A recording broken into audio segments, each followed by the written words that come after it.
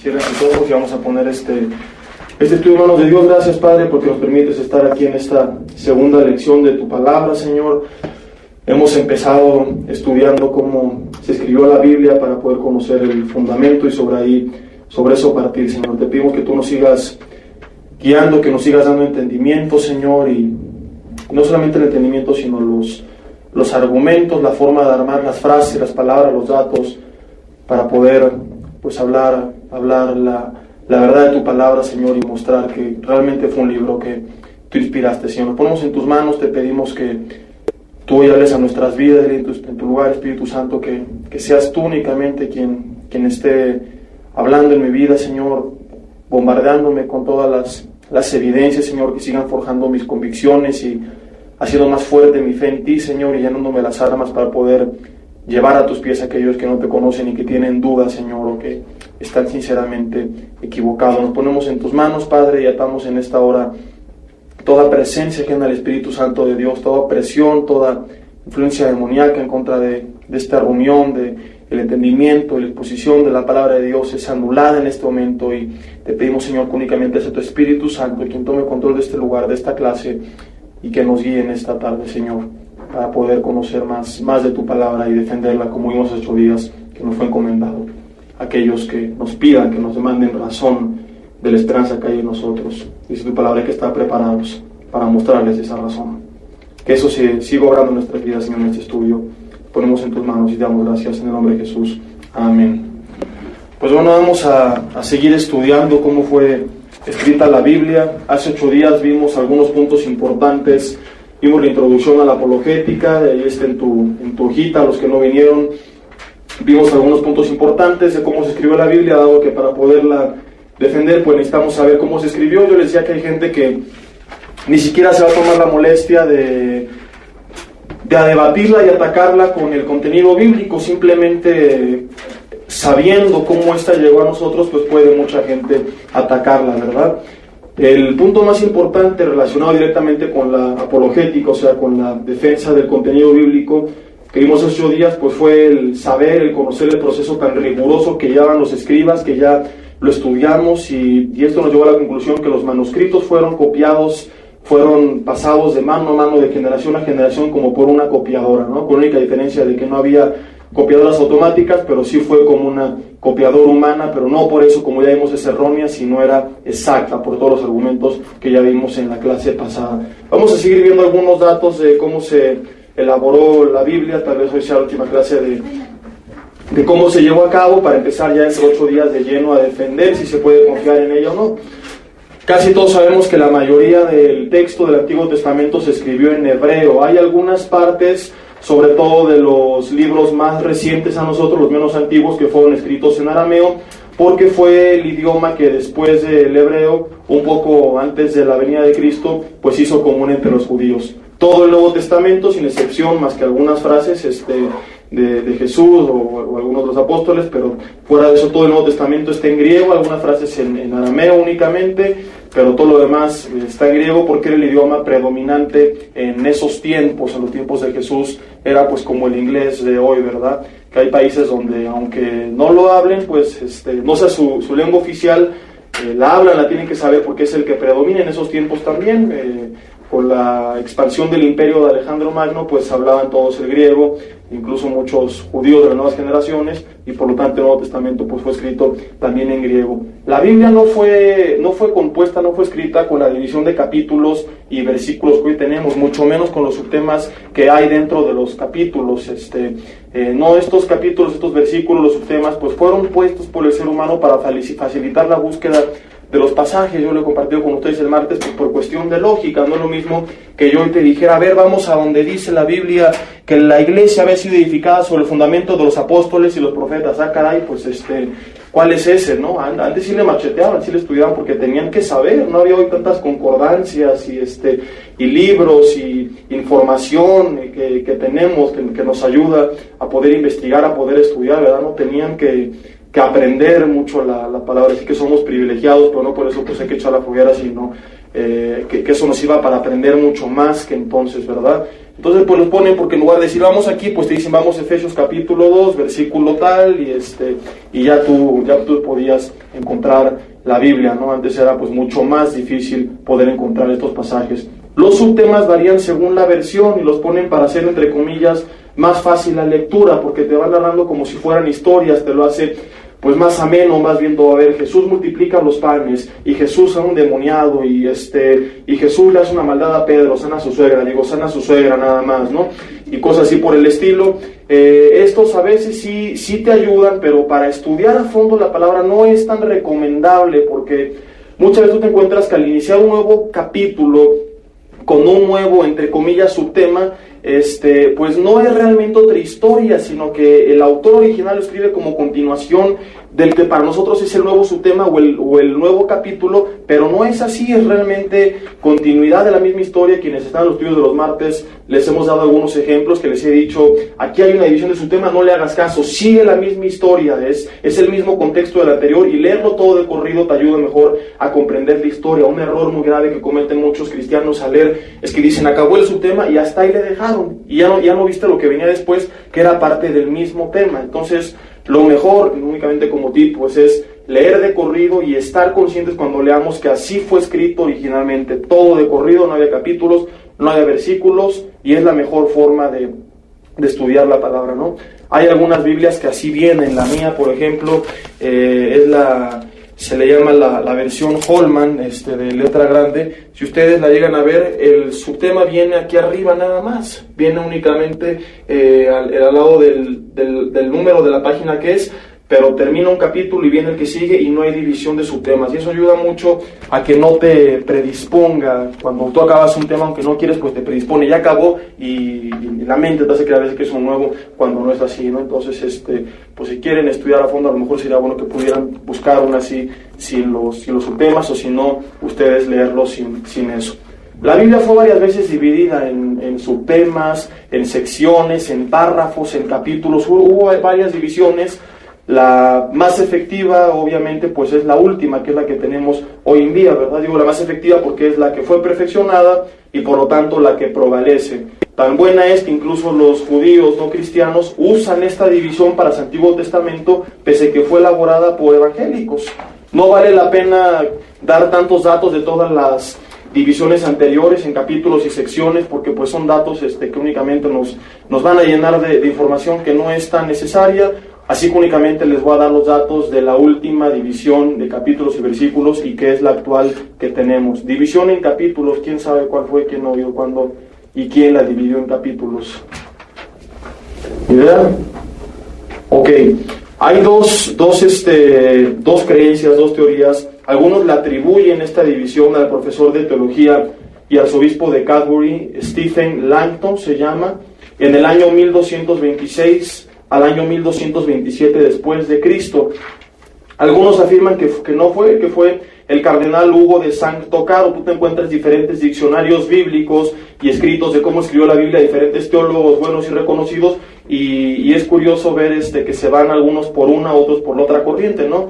Los segundos van por el cardenal Hugo de Sancto Caro, conocido como Hugo Cardenalis, en el año 1250 después de Cristo. Y dado esto, pues que diversas fuentes afirman que fue uno u otro quien hizo la división final y actual, es muy probable que Stephen inició el trabajo y Hugo simplemente pues lo perfeccionó y lo terminó. Tiene mucha lógica porque la fecha que se le atribuye al arzobispo de Canterbury, Stephen Langton, es del año 1227, y la fecha que se le atribuye a Hugo de Sancto Caro, el cardenal Hugo Cardenalis, como le queramos llamar, pues viene veintitantos años después, 23 años después, o sea, es muy reciente la fecha. Por lo tanto tiene mucha lógica que tal vez Hugo lo único que hizo el cardenal pues fue terminar el trabajo que inició el arzobispo de Canterbury, el maestro de teología Stephen Langton. La división en versículos, es así, no hay duda, fue elaborada en 1551 por un impresor llamado Robert Stephanus. A veces te vas a encontrar que dice que la elaboró Robert Estienne,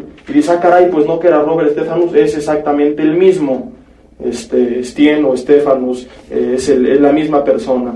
La primera Biblia que se imprimió con este sistema de división de capítulos y versículos fue la Biblia de Ginebra en 1560. Fue la primera Biblia impresa con esta división de capítulos y de versículos. Ahora, ¿cómo llegó la Biblia hasta nosotros?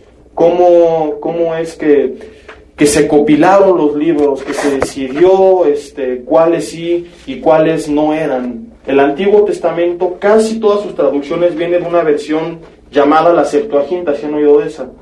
O la versión de los 70. ¿Qué es esto? La traducción griega del Antiguo Testamento, de los rollos hebreos del Antiguo Testamento, nada más. Esta versión se elaboró por ahí del año 250 al 150 antes de Cristo, se llevó un periodo de 100 años, y la tradición judía cuenta que el rey de Egipto, llamado Ptolomeo Filadelfo, en el año 285 antes de Cristo, más o menos, teniendo en Alejandría la biblioteca más grande del mundo, pues reunió a los sabios judíos más reconocidos, más importantes de esos tiempos, con el fin de traducir las escrituras del hebreo al griego y poderla tener también en su biblioteca. También es muy probable que lo hiciera un grupo de menos personas, que no fueran los 70 o 72 como muchos creen, y que únicamente se le llame la versión de los 70 porque fue autorizada por los 70 miembros del Sanedrín de Alejandría, 70 miembros de ese Sanedrín, que era el tribunal más importante de Egipto, y fueron menos lo que lo hicieron. O la otra es pues que sí fueron realmente 70 o 72 quienes hicieron esa traducción.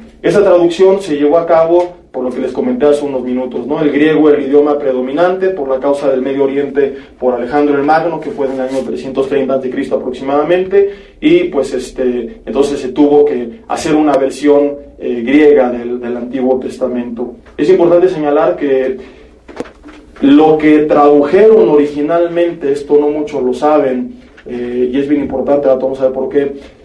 Los 70 o el pequeño grupo autorizado por el Sanedrín no fue todo el Antiguo Testamento, fueron únicamente los primeros 5 libros los que originalmente se tradujeron, conocidos entre los judíos como la Torá, los primeros 5 libros de Moisés. Después, años después, ya fue otro grupo de personas quienes terminaron el trabajo de la llamada Septuaginta, añadiendo el resto de los libros, pero el primer trabajo encomendado y llevado a cabo fue únicamente los primeros 5 libros. Ahora, una pregunta interesante aquí relacionada directamente con lo que a nosotros nos importa, la apologética, porque lo que les he dado ahorita pues es información de teología, nada más datos, pero en cuanto a la defensa del Evangelio, por eso les decía la semana pasada, es importante saber cómo se escribió, porque de ahí se originan muchas preguntas, que la gente, sin ir al contenido bíblico, únicamente sabiendo su historia, pues va a atacar la Biblia.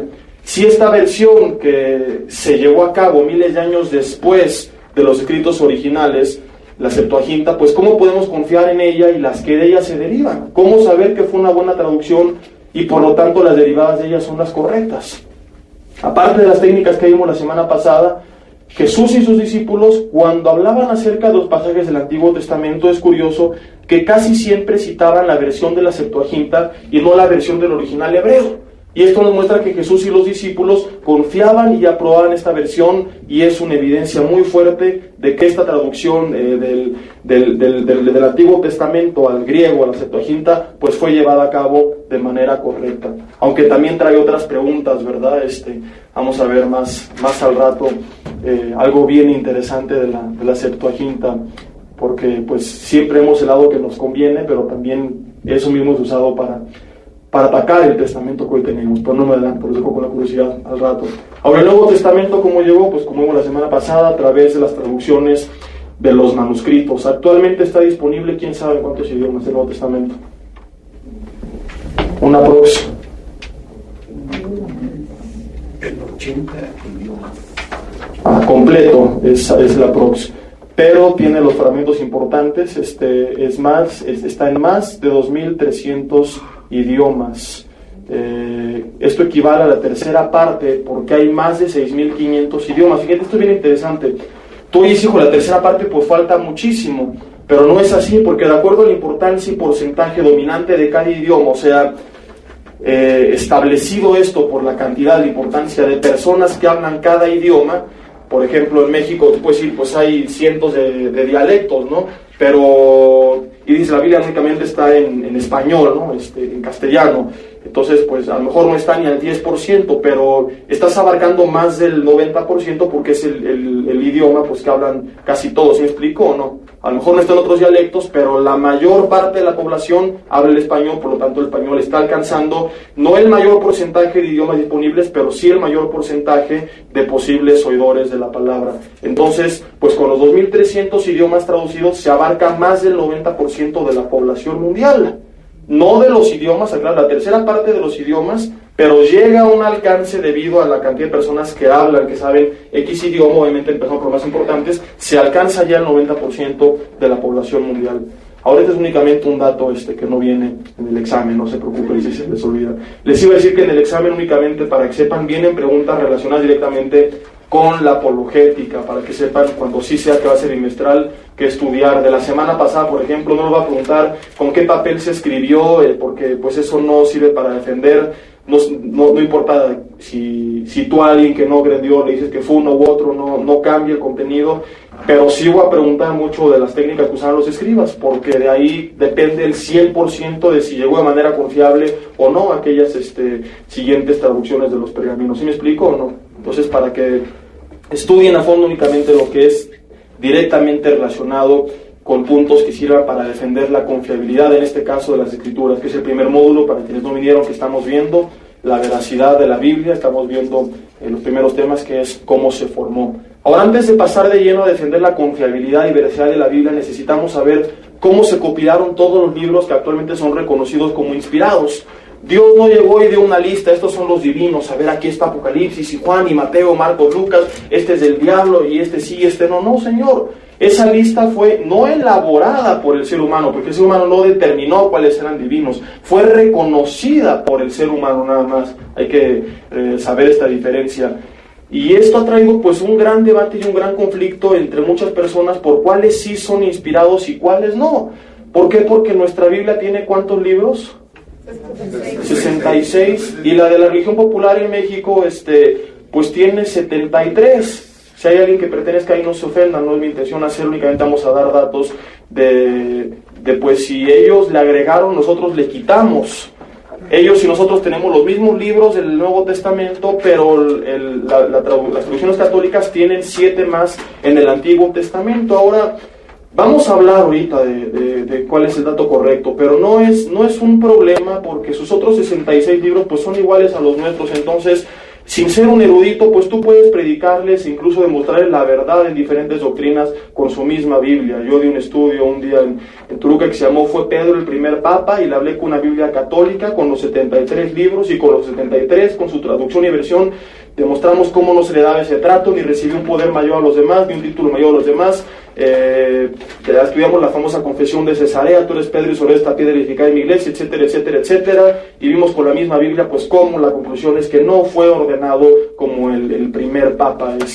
Era una piedra importante, claro que sí, pero no la principal piedra. Vimos con esa misma Biblia que, estudiando en griego, la principal piedra sobre la cual la iglesia es edificada es Jesucristo mismo, y lo dice es y la Biblia que tú quieras, no yo, ¿no? Entonces, pues temas como o el camino a Dios a través de Jesucristo, el primero de los 10 mandamientos, que es no tener, ni adorar, ni hacer, ni fabricar, ni nada de dioses ajenos, y otros versículos importantes, pues están tal cual en cualquiera de las dos versiones que quieras leer. Yo por eso les recomiendo, cuando tú platiques con alguien de la religión popular, pues no pelearte de que con cuál Biblia, la tuya y la mía, sino si él te lo pide, pues sí, le da los argumentos que vamos a ver, ¿verdad? Sino simplemente pues compartirle de Jesucristo con la suya, porque la suya, aún con los 73 libros, sigue siendo cristocéntrica, sigue siendo el personaje central, y puedes demostrar las doctrinas que nosotros tenemos, que nosotros creemos. Pero por si se presentara la necesidad de responder, ¿qué haría si una persona de dicha religión, de la religión tradicional popular en México, te dijera, tú modificaste la Biblia original, tú le quitaste el libro, la alteraste, porque la original es la de los otros católicos? ¿Por qué? Porque desde el año 395 el canon bíblico ha sido el mismo en la iglesia católica, y fue modificado, lo que te van a decir muchos, por Martín Lutero hasta el año 1517. Fue él quien le quitó algunos libros, o sea, ya permanecía, y 100 años después viene a modificarla.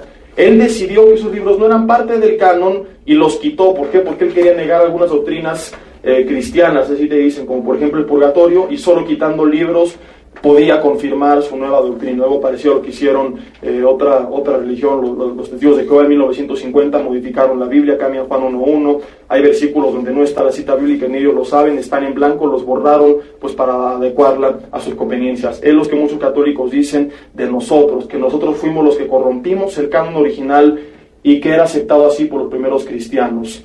Entonces, pues para responder a este tipo de argumentos tenemos que estudiar cómo, cuándo, dónde y por qué realmente se estableció qué libros estaban en el canon. ¿Qué es el canon? La palabra griega que hace referencia a una caña.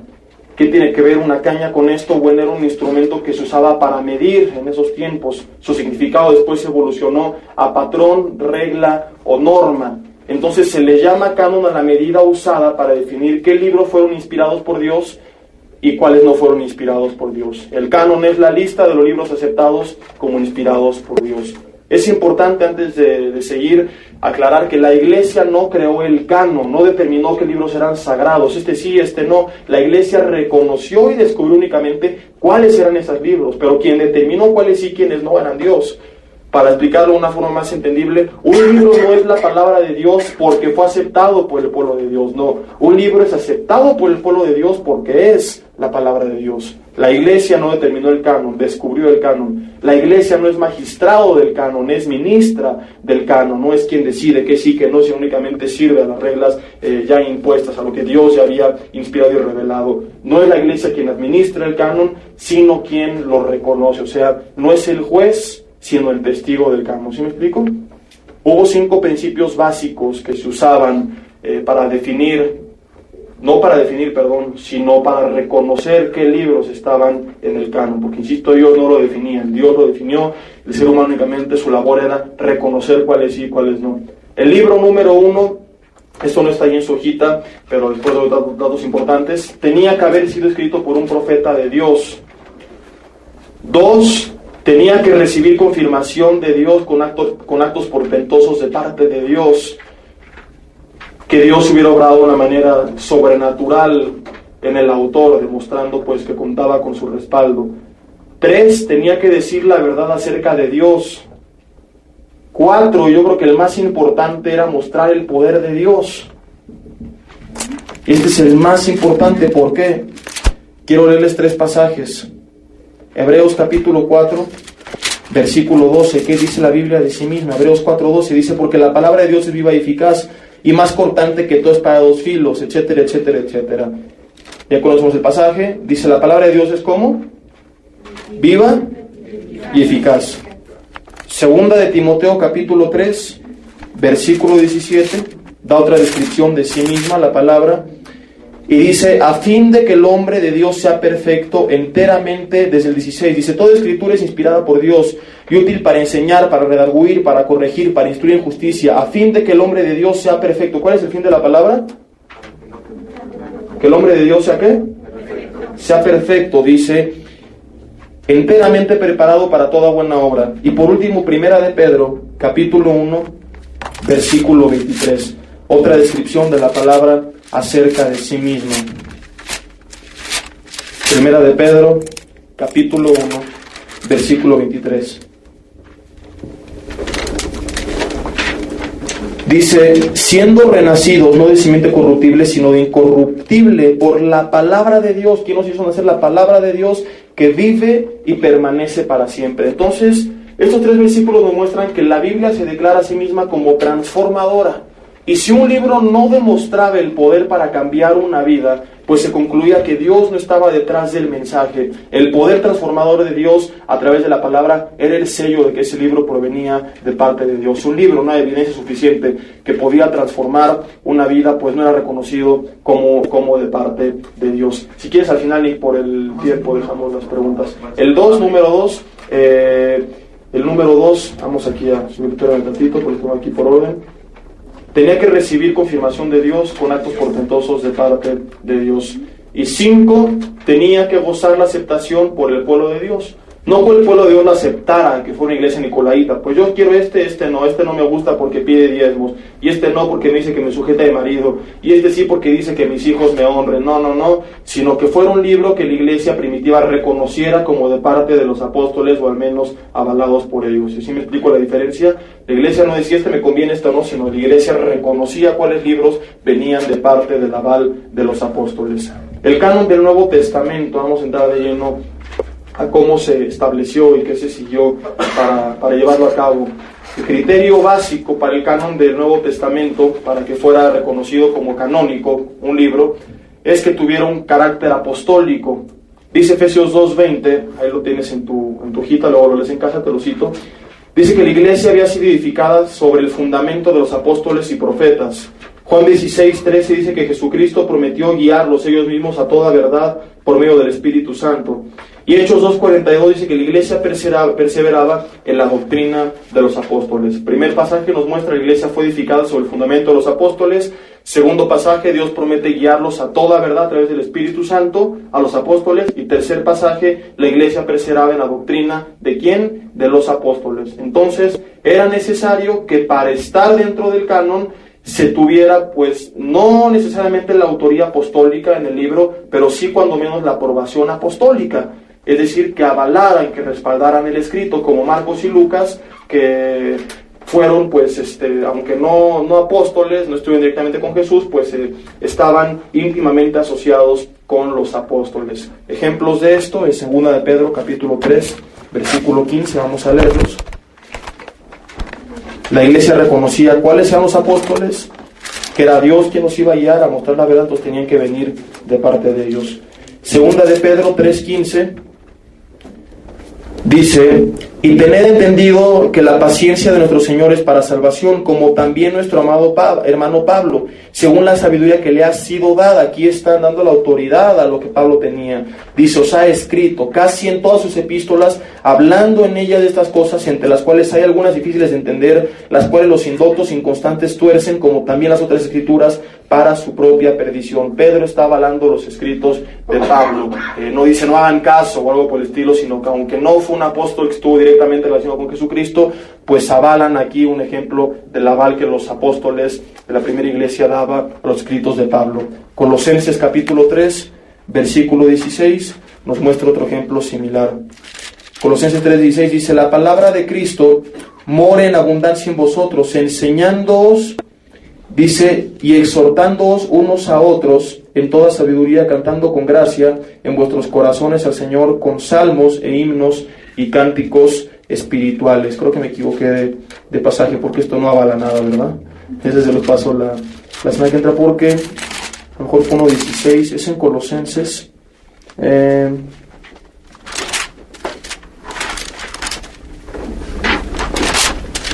ver, es el 4:16. Aquí está, es el 4:16. Es el diablo que enchamuca la computadora y cambia los. Dice así.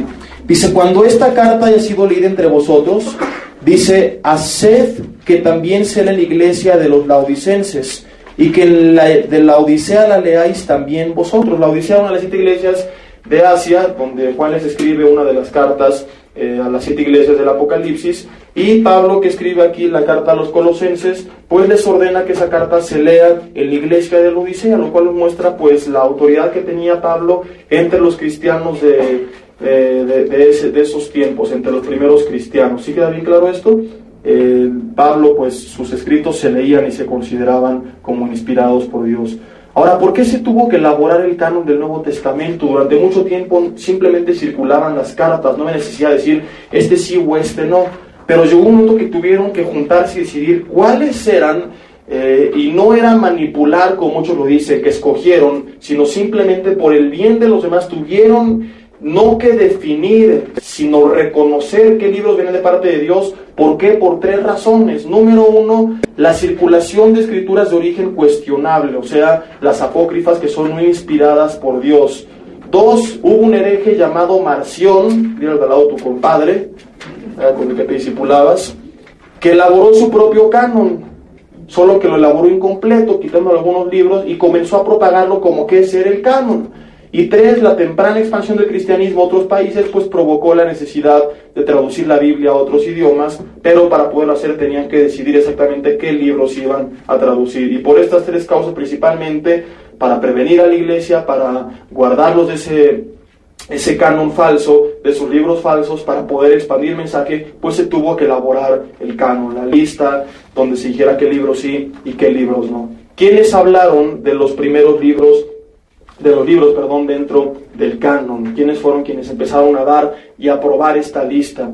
El primero en hacerlo, en dar la lista completa, tal cual hoy la tenemos, fue Atanasio de Alejandría en el 367 después de Cristo. Él dio la lista más grande exactamente como hoy la tenemos. Envió la lista a otras iglesias a través de cartas, y esto pues sabemos por esas por los documentos que hay de esas cartas, no, o sea, por la historia.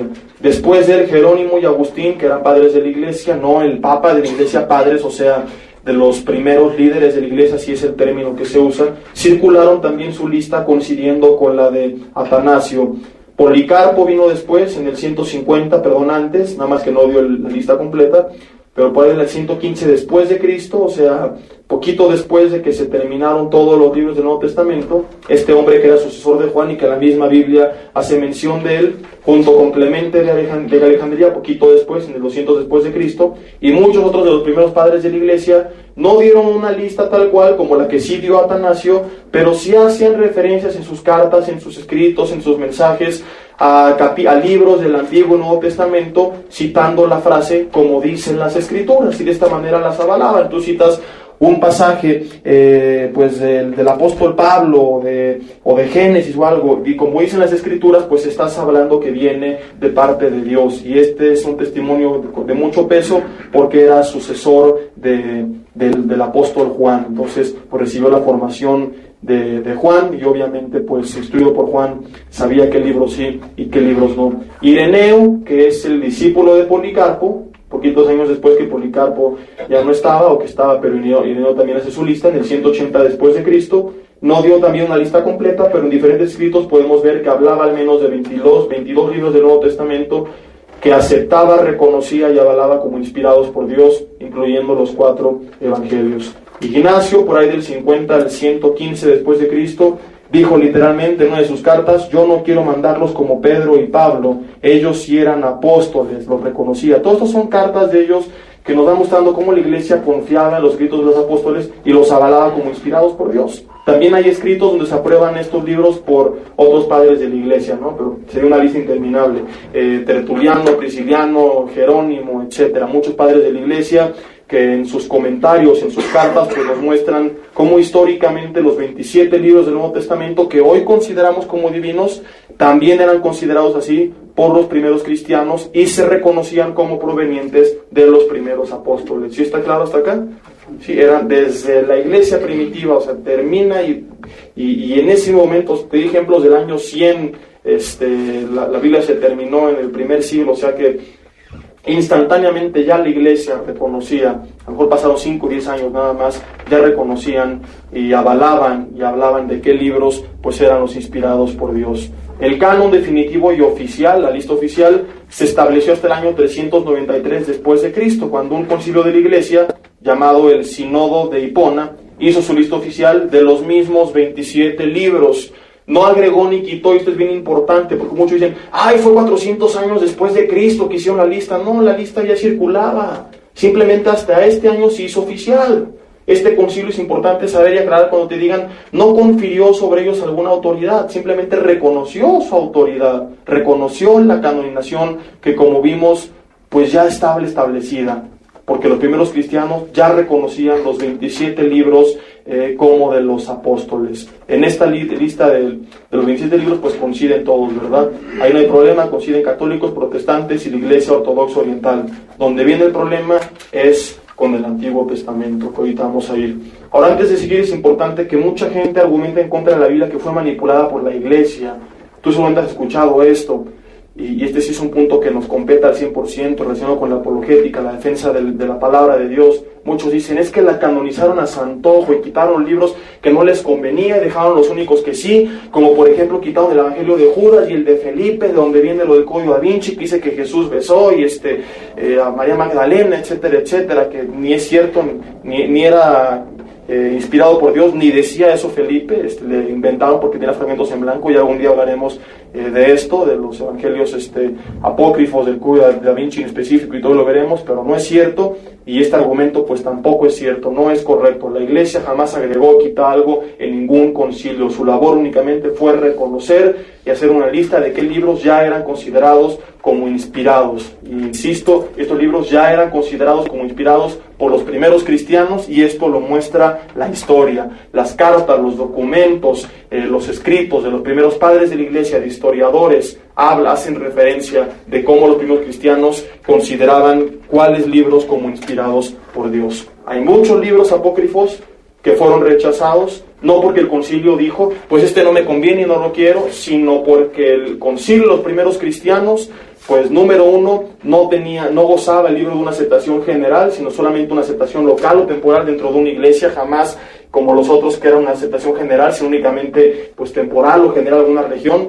Y porque número dos, pues no se demostró su aprobación o autoría apostólica, eran farsantes usando el nombre de apóstoles. Y número tres, pues su fecha tarea de elaboración. El Nuevo Testamento en el 100 después de Cristo ya estaba completo, y nos vienen con que hay evangelios como el de Felipe de 200 después de Cristo. Oye, compadre, pues en original hebreo no manches, ¿no? ¿Cómo quieres meterlo si hace 100 años se terminó esto? Y Apocalipsis sella la Biblia diciendo, hay de aquel que griego que quite las palabras escritas en este libro de la ley, y la gente le quiere agregar, y la misma Biblia dice, no señor, ya no se puede agregar, ya se terminó hasta aquí, se acabó la fiesta, esto es lo que Dios habló y punto. Entonces, pero mucha gente, pues para fastidiar nada más, quiere que se reconozcan. ¿Por qué se van a reconocer?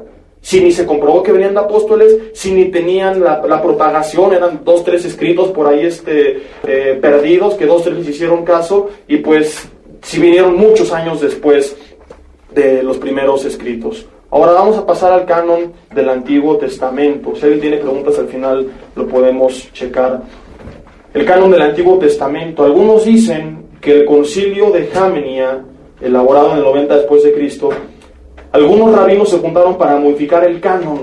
Otra vez lo mismo, manipularlo. Esto es una mentira, porque el canon tal cual lo conocemos ya había sido establecido desde el siglo IV a.C., o sea, 500 años antes del concilio de Jamnia. Los judíos estaban convencidos que Dios había dejado de hablar directamente, ya no habría más revelaciones, que hubo ese periodo de 400 años de silencio, y por lo tanto concluyeron que el canon estaba completo. Y este periodo, conocido como el intertestamentario, ¿han oído de él? Así se le conoce periodo intertestamentario, porque es el espacio de silencio entre el Antiguo Testamento y Nuevo Testamento. Duró 400 años, iniciando el silencio al terminar Malaquías, que se terminó en el año 430 a.C., y el libro más reciente del Antiguo Testamento, a ver quién sabe cuál es. Todos a lo mejor creemos que era Malaquías, no, es el libro de Crónicas, que se cree que lo escribió Esdras. Algún día, la semana que entra o dentro de 15 días, empezamos a hablar ya de la confiabilidad del Antiguo y Nuevo Testamento, y vamos a hablar pues puntos como ¿verdad? Fue escrito en el 400 antes de Cristo. Ahí termina el periodo de revelación, de inspiración, y se rompe el silencio 400 años después con la aparición de Juan el Bautista, que el Nuevo Testamento, pues hablando de ese periodo de silencio, lo menciona como una voz que clama en el desierto. No había otra voz. Juan viene a romper. Estos dos últimos libros, Crónicas y Malaquías, ya estaban incluidos en el primer canon hebreo, de donde se tradujo la Septuaginta. Entonces, pues no es posible que la Iglesia haya cambiado o modificado el canon del Antiguo Testamento en el año 90 después de Cristo, porque desde 500 años antes, en el 400 antes de Cristo, ya había un canon reconocido. Y la evidencia más grande pues es la existencia de la Septuaginta, porque si no había canon, pues ¿de dónde la tradujeron? Me han dicho, no, ¿sabes qué? Trata que se termine y luego la traducimos, pero no, ya había ese canon y la traducen, y los judíos lo reconocían, y hasta el día de hoy siguen reconociendo los mismos libros que hoy nosotros reconocemos. Este mismo periodo de silencio, los 400 años, es la primera respuesta a por qué no tenemos esos 7 libros que sí tienen los católicos en sus Biblias del Antiguo Testamento, en sus traducciones. ¿Por qué? Porque esos 7 libros fueron y esto sí memorízatelo, todos, sin excepción alguna, escritos casualmente en el periodo de silencio, todos por ahí del año 100 antes de Cristo, y por esa razón se les conoce con el nombre de apócrifos o deuterocanónicos, porque ya vimos lo que es el canon, y deutero significa segundo o inferior. Entonces el término deuterocanónico se refiere a un libro escrito o un libro introducido en segundo lugar después del canon o inferior del canon. Entonces no pueden ser considerados como divinos porque fueron escritos después del tiempo de revelación divina, o sea, en el periodo de silencio, y después que ya había sido elaborado el canon. El canon estaba 300 años antes, y pues de repente salen con que aquí hay más. La Septuaginta inicia su elaboración lo vimos ya en el 250 antes de Cristo. ¿Por qué? Porque en esa fecha, como ya vimos, pues ya había un canon. Y tan es así que el canon que actualmente manejan los judíos para su Antiguo Testamento, por así llamarle, pues es el mismo que tenemos nosotros para nuestro Nuevo Testamento. Exactamente el mismo. Varía la cantidad de libros, no porque tengamos más o menos, sino porque ellos, en los que nosotros ponemos como primera y segunda, ellos únicamente lo reducen a uno solo, ¿no? Nosotros tenemos primera y segunda de Samuel, primera y segunda de Crónicas, primera y segunda de Reyes. Ellos lo dejan como uno solo. Nehemías y Esdras lo unen con otros dos que ahorita vamos a ver. Entonces, pues la cantidad es diferente por esa razón, pero el contenido es exactamente el mismo. El canon es el mismo que nosotros tenemos. Entonces ya había un canon del año 400 antes de Cristo, que es el que hoy tienen los judíos, y los libros deuterocanónicos, los 7 extras, fueron escritos 150 años después que inició la elaboración de la Septuaginta, o sea, muchísimos años después de que ya estaba reconocido el canon. Ahora aquí viene un dato bien interesante con el que te pueden chamaquear. La Septuaginta sí tiene los 7 libros deuterocanónicos. Vienen ahí. Ahí están. ¿Por qué? Porque la Septuaginta original inició, te dije hace rato, con los primeros 5 libros. El resto de la traducción se hizo años después, y pues quienes hicieron esa traducción ya no eran los primeros judíos sabios. Otras personas sí incluyeron los 7 libros deuterocanónicos. Se agregaron porque cuando inició la elaboración de la Septuaginta estos ni siquiera existían, entonces fueron agregados. Ahora, con eso te pueden argumentar 2 cosas con mucho peso. Te pueden decir, ¿de dónde sacas que hubo, número 1, 400 años de silencio? Porque esa es tu arma para decir esos no son inspirados por Dios. Oye, ¿cómo que vienen de parte de Dios y estaban en silencio? Entonces no era silencio, y en el silencio no se habla, ¿sí queda claro esto? Pero te pueden decir, ¿de dónde sacas tú esos 400 años de silencio? ¿Dónde está eso en la Biblia? ¿Qué tal si Dios siguió hablando y pues tú estás borrando lo que Él habló? Y realmente no fueron 400, fueron 300, y se rompió 100 años antes de Cristo. Y te pueden decir en segundo lugar, oye, en la Septuaginta ¿sabías tú que están los 7 libros deuterocanónicos? Y como hace rato te dije, y es cierto, Jesucristo mismo citaba la Septuaginta, por lo tanto te van a decir, la Septuaginta es correcta, incluyendo los 7 libros. ¿Qué le responderías? Está fuerte esto, ¿no? Ay, ¿cómo que? A ver. ¿Jesús citó la Septuaginta, sí o no? ¿Sí? Entonces la avalaban. ¿Sí? ¿Y sabías que la Septuaginta tiene esos 7 libros? Esa traducción que Jesucristo hablaba. La respuesta al argumento número 1 está en su propia Biblia.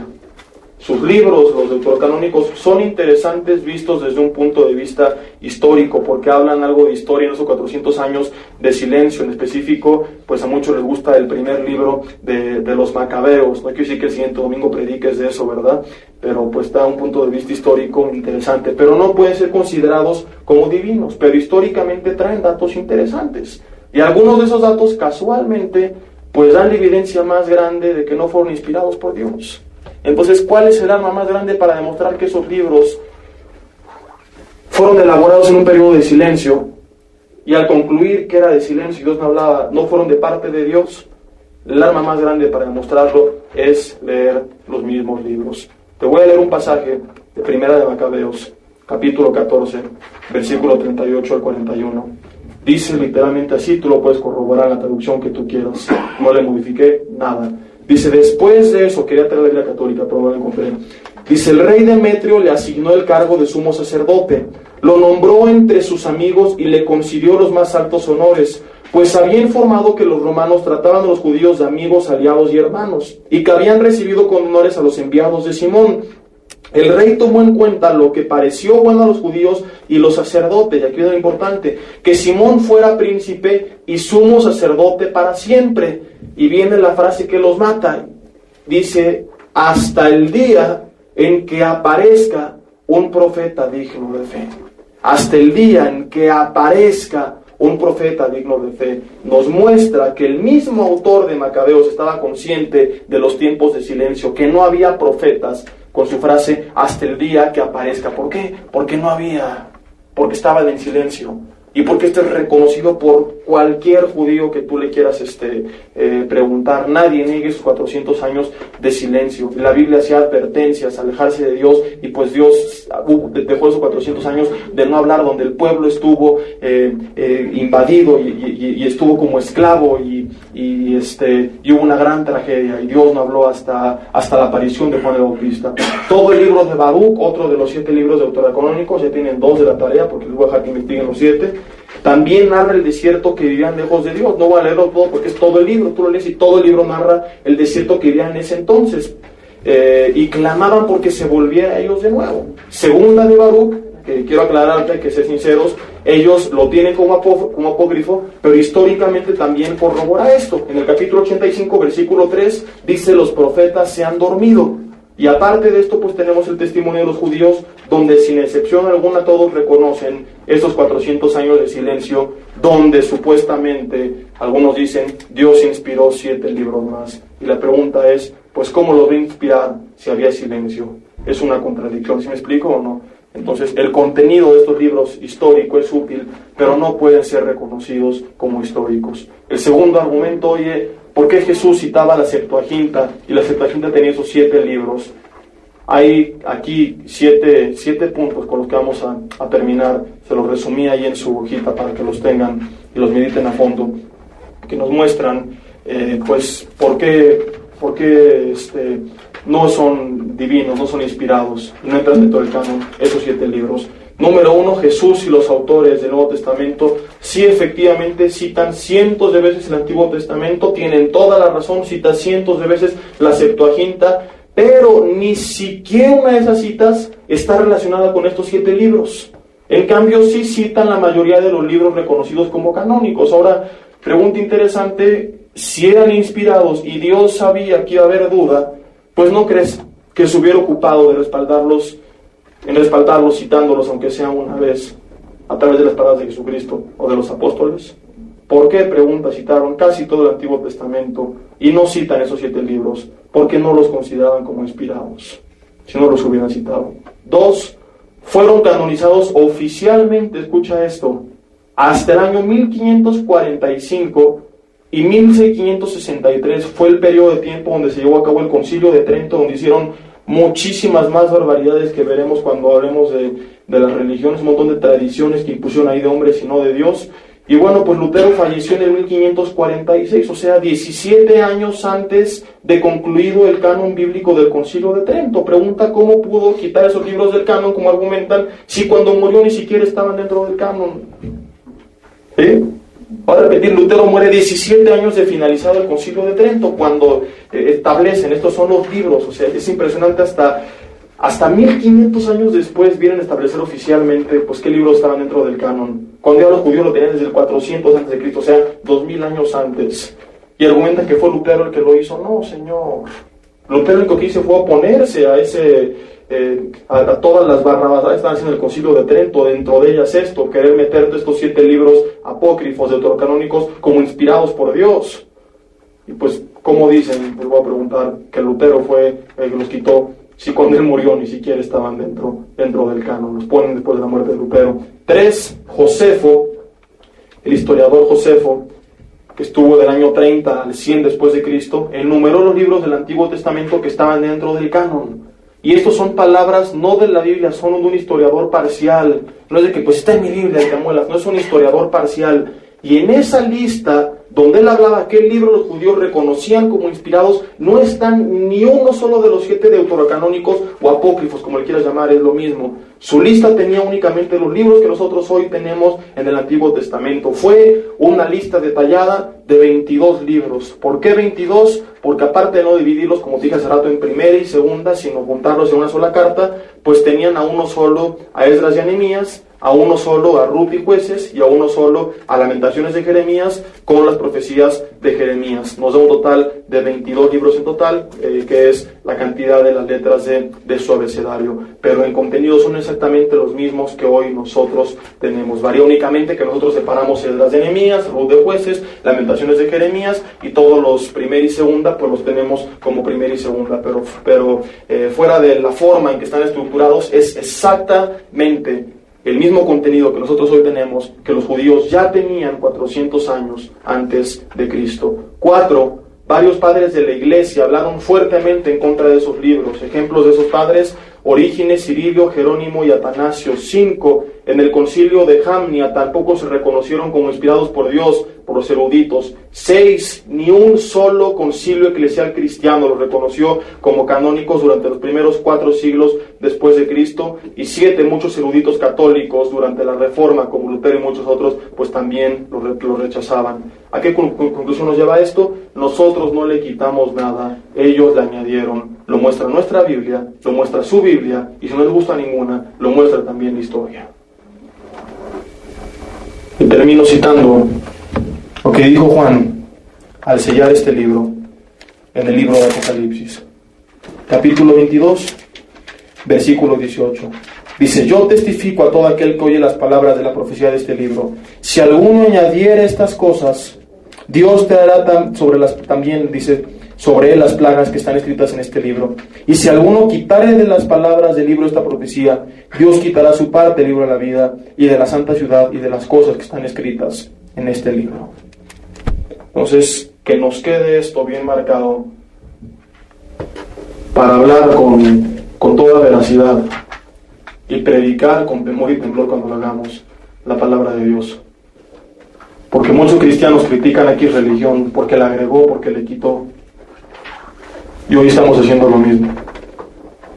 Hoy mucha gente le quita el arrepentimiento, no lo borra como tal, pero tampoco lo incluye en su sermón, quitándolo a fin de cuentas.